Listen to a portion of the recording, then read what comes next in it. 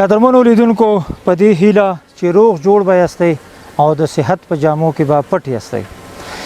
قدرمنو لیدونکو زه همیشه وایم چې دا ویډیو مهمه ده او دا ویډیو مهمه ده، خو البته دا ویډیو چې کومه ده چې دا ډیره زیاته مهمه ده. په دې خاطر مهمه ده چې دا زموږ او ستاسو د هیواد د آبادۍ د یوه ښکلې پروژه ده او د آبادۍ یو ستر پیغام کې پروت دی. انشاءالله چې دغه پروژه به راتلونکي څو کلونو کې د 3 ولسوالیو دپاره ډیره یوه مهمه پروژه وي.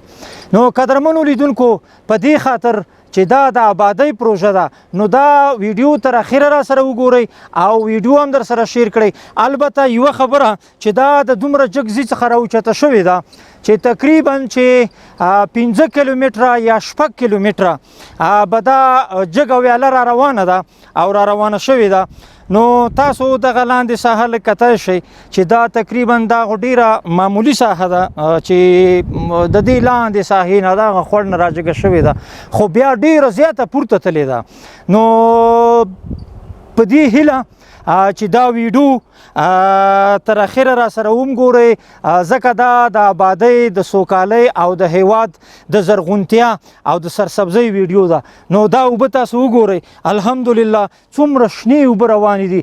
دا اوبه پخوا خوشې روانې وي، کومه استفاده ترېنه نه کېده، خو الحمدلله د دې نه بعد به د دې اوبو څخه اعظمي استفاده کیږي او د هیواد په سرسبزۍ آبادۍ کې به فعاله برخه لري.